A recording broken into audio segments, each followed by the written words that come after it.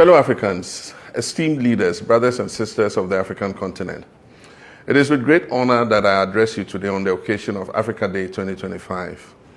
As we gather in Addis Ababa and connect across our vast continent and beyond, we celebrate our resilience, our rich heritage, and our unwavering spirit.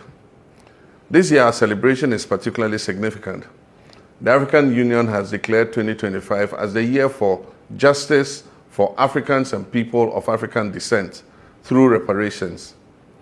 As the AU champion for this critical cause, I'm deeply committed to working with you all to achieve this vital objective.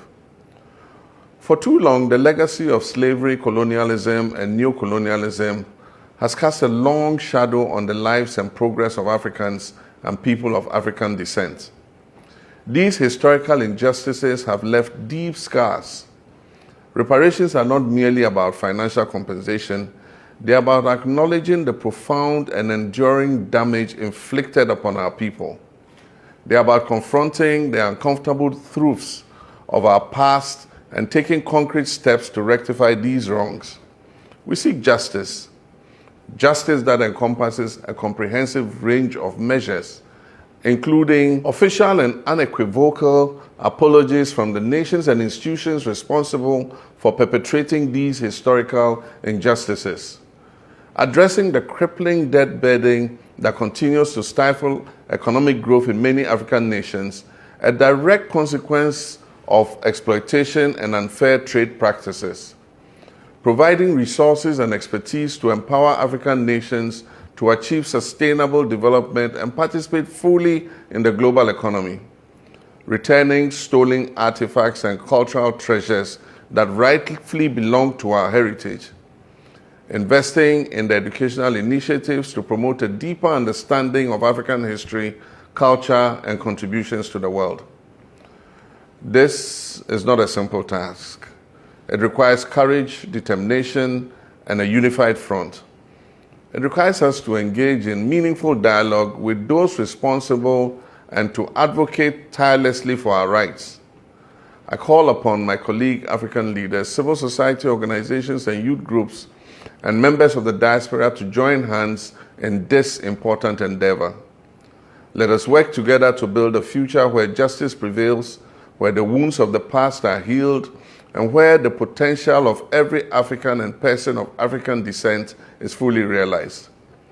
Let Africa Day 2025 be a turning point. Let us reaffirm our commitment to building a continent of prosperity, opportunity, and equality for all our people. Let the pursuit of reparations be a testament to our resilience, our determination, and our unwavering belief in a brighter future. Happy Africa Day. Let us move together, united in purpose, towards a just and equitable future for all Africans and people of African descent.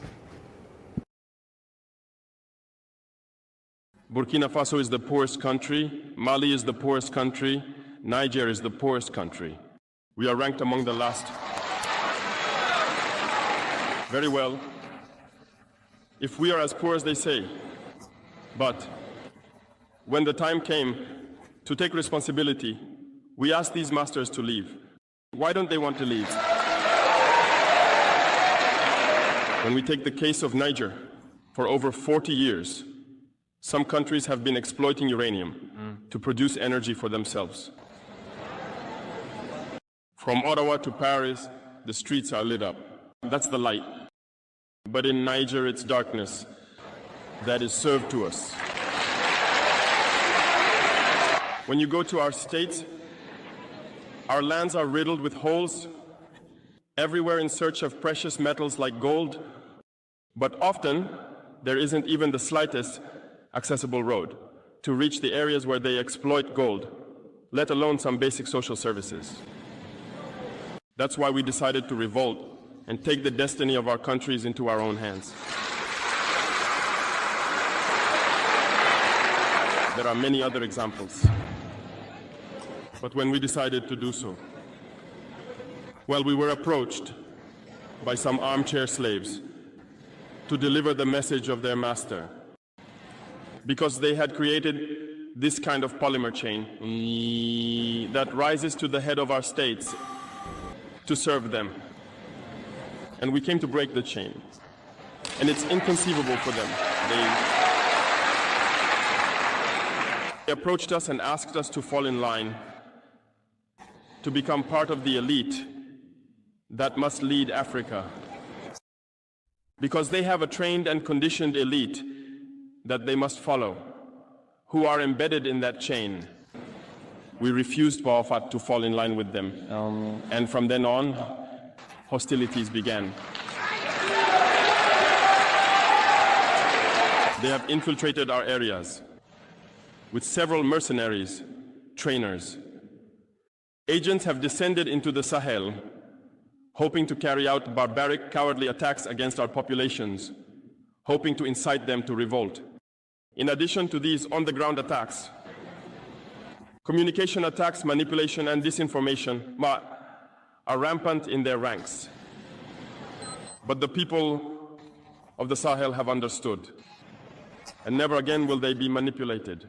They know where they come from, they know what they are doing, and they know where they are going.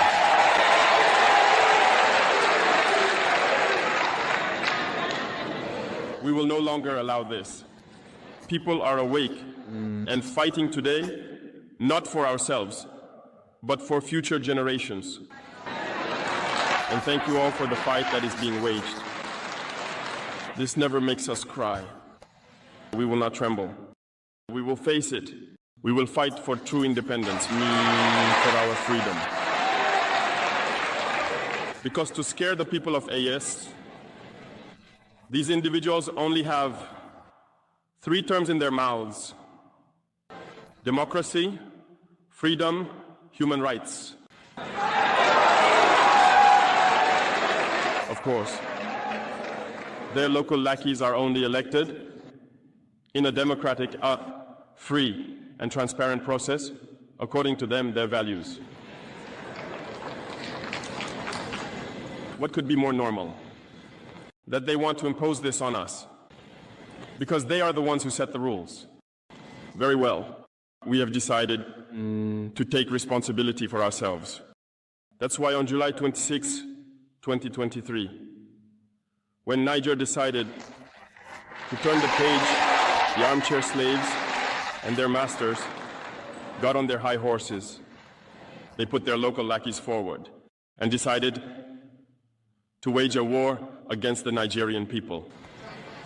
So we said, anyone who dares to attack Niger will face us, because we will wage a relentless war to the last drop of blood against anyone who dares to attack our states. This statement, this decision we made yesterday is relevant today and will be relevant tomorrow and forever. Thus, the AES was born on September 16th, 2023, within a framework of mutual defense.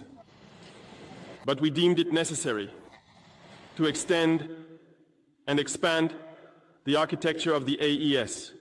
What brings us together today should allow us to venture into other areas beyond defense, notably finance and economy, infrastructure, health, education, and so on. I hope that these moments will be a story we write for the AES, but especially for Africa and the entire world. May God enlighten each and every one of us. May God inspire us in these tasks entrusted to us. And above all, when we carry out our work, let us keep one thing in mind: the supreme interest of our populations. With that, we pray once again to the good Lord to accompany us all in our various tasks, to protect our fighters, who, thanks to them, allow us to sit here and discuss the future of our states. Once again, thank you, people of Niger. Be united and in solidarity. People of the AES, the homeland or death. Our country has long been in a very complicated system. Most of you who are young like me, we were born into this system. But that's not what can allow Burkina to thrive. Because in this situation, there are only two cases. Either we accept to fight, or we remain slaves forever. I told you once, there are those who are slaves in their minds. They can only serve their master. And those people try every time to manipulate you. You must advise each other. Because every situation can be exploited by these enemies of the nation to try to discourage you, to demotivate you. So, you must advise each other and not pay attention to certain remarks, even on some media. Not everyone is obliged to be patriotic. You are the first patriots. You have decided to defend the homeland. There is nothing better than that. Those who want to support you, let them support you. Those who want to discourage you through writings, you must close your ears and move forward. As for those, we will fight them here.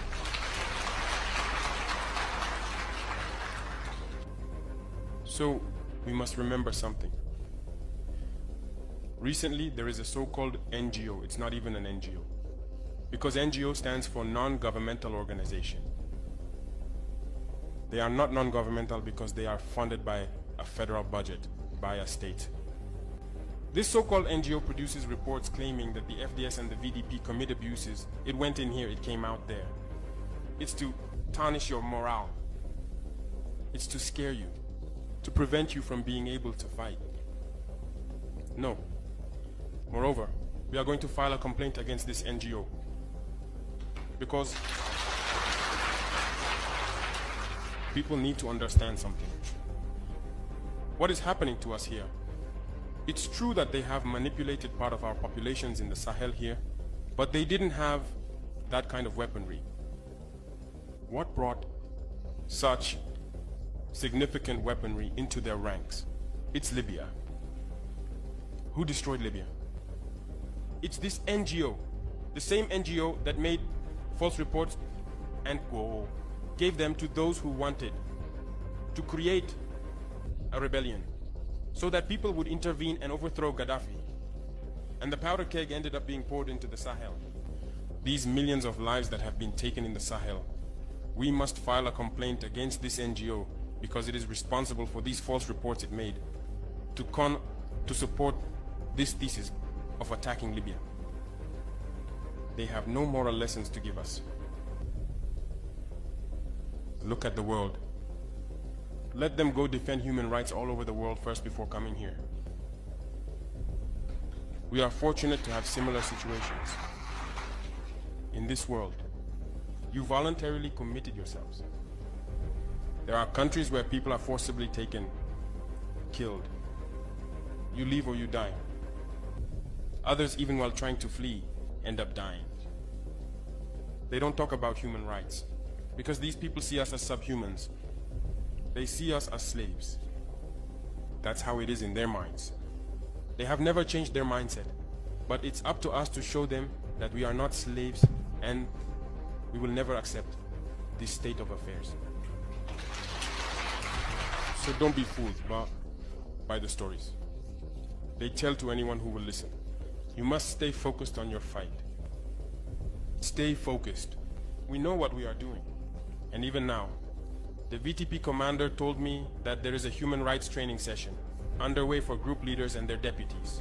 If we make efforts, we know it's for ourselves.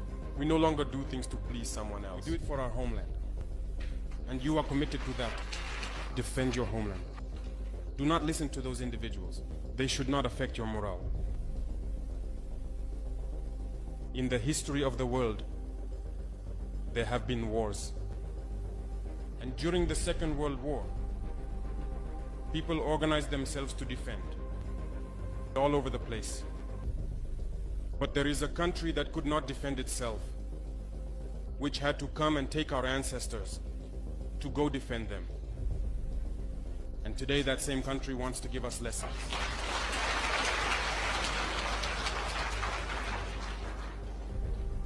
The pot calling the kettle black.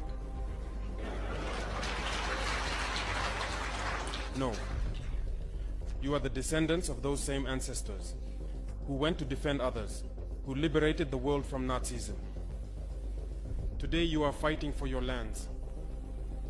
These same individuals dare to create terms to tarnish you. We oppose this. We will never agree. Continue to defend your lands. It is your wealth that interests these people. It's our gold, it's our minerals that interest them. Otherwise, why come and drive out entire villages to seize our lands? So we will fight and we will reclaim our lands, our wealth. It belongs to us. It's for us. It will benefit us and our children. I therefore encourage you to remember that this war is to free us from slavery. It's for our independence. And you must keep your spirits high, stay strong. Never give into manipulators, to those individuals who no longer understand the notion of homeland, or to those people who come from outside, to try to subdue us through their terms they invented and their organizations they created to enslave us. Fight, move forward, do everything you can. Draw, as I said, from your cultural resources, from what you have been shaped by since the village. Draw from it and wage this war. Stay focused and stay strong. And if we are cowards, our children will ask us questions. Imagine if in Burkina we refuse to fight and we accept to submit to live in slavery. Tomorrow our children will grow up. They will ask questions. Were our parents cowards to leave us in slavery? Whether we are alive or dead, we will feel it. The coward is afraid. And the imperialists have understood. They try to instill fear in the leaders so that you become cowards.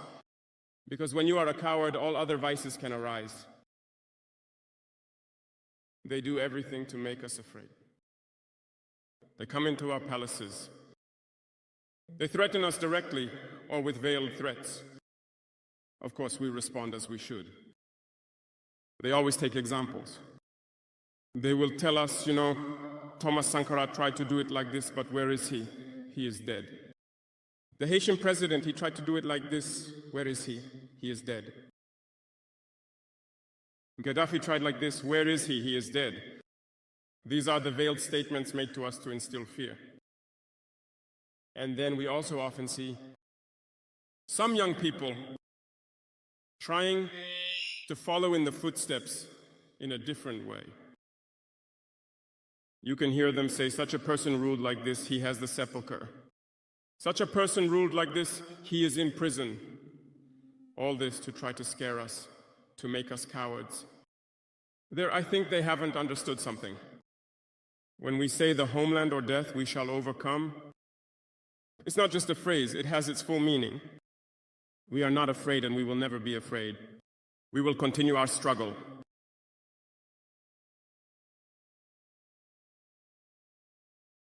They have undoubtedly and surely scared numerous African heads of state. You often see when we speak or when we have the opportunity to be in certain situations abroad, we often make statements to call on African heads of state to wake up, take care of our youth, to be able to initiate our real development. We are often misunderstood. Some have responded publicly to our statements because they feel targeted. But I can assure you, youth, that when we find ourselves in their corridors, these same heads of state tell us, you are on the right track. This is what needs to be done for Africa to feel empowered. So, We ask them questions about why you don't do as we do, why you don't support us. Some tell us they are entangled, some tell us they cannot. Dear elders, African heads of state, from this platform, I would like to say that African people are the most peaceful people. When you recognize the wrong, you must tell the people. Let us not be afraid tomorrow to go out and tell the people. We apologize. We have been compromised. We have ill-gotten gains. We have been constrained by many things, and we ask for forgiveness and return to the right path. And to start truly working for the independence of our states and our emancipation. And I believe it is possible. If we remain in this posture of fear, we will be cowards, and history will judge us. Our children will ask questions, our grandchildren will ask questions. We are writing history. There is no room for cowardice. If our ancestors had been cowards, we would not be here. Our enemies are many. They stand ready to pounce upon and exploit our every weakness. They play upon our vanities and flatter us in every kind of way. They tell us that this particular person or that particular country has greater or more favorable potentialities than the other. They do not tell us, unite, that we are all as good as we are able to make ourselves once we are free. We want, therefore, to develop our own community and an African personality. Others may feel that they have evolved the very best way of life, but we are not bound, like slavish imitators, to accept it as our mold. If we find the methods used by others are suitable to our social environment, we shall adopt or adapt them. If we find them unsuitable, we shall reject them.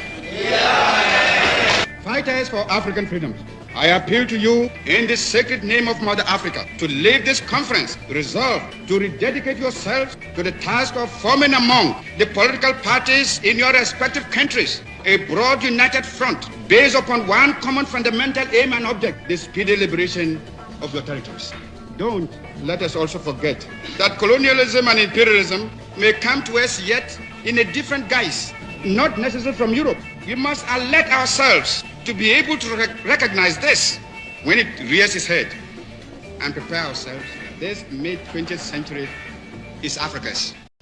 Fellow countrymen, my heart is heavy as I witness the damage which this clique of neo-colonialist conspirators are doing to our country. At the bidding of their overseas neo-colonialist masters, they are dismantling the work of 50 years. They are telling you that Ghana is bankrupt. They are telling you that our country is indebted to the extent of some 240 million pounds. What fools they are. How ignorant for them to think that you believe these stupid lies. Open your eyes and look around you. See for yourself. See the splendid new town hall. See the mighty water dam. See the fine roads which we have built under the leadership of the Convention People's Party and its government. See the schools, the colleges, and the universities.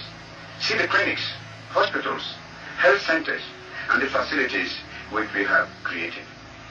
See the factories which are already springing up. These are no debts. These are not debts. They are investments in our future as an independent nation. These are the physical guarantees of the bright new future which I have promised you and I have been working for. Together, we can put our Ghana firmly and squarely on its own feet. Together, we can create the things we need for ourselves instead of going cap in hand for charity handouts from foreign powers whose only wish is to exploit us and make us vassals to their interests. I know these are hard and trying days for you. I have never tried to conceal from you that real independence, that is to say economic independence, does not come without hard struggle and sacrifice. Unlike the cheats and deceivers, the liars and traitors who are now trying to lord it over you, I have never promised you any easy road. I have respected your good sense, your capacity for work, your pride in yourselves, and your sense of national dignity. Why do you think these traitors, these agents and lackeys of colonialism and of international intrigue to destroy the independence of Ghana, chose this moment to perform their dastardly act? I will tell you. Less than 1 month before they struck to destroy all our hard work, we had inaugurated the first electricity from the water dam. Only 3 days before this treachery, we had signed a new agreement to irrigate the mighty Accra Plains. At last, we were on the threshold of a great new victory. We had in 1957 won our political independence after years of struggle. Now in 1966, we were at the threshold of winning our economic independence. The same people who tried to sabotage our winning of political independence 9 years ago have now struck to sabotage our economic independence and are systematically dismantling our socialist gains and achievements.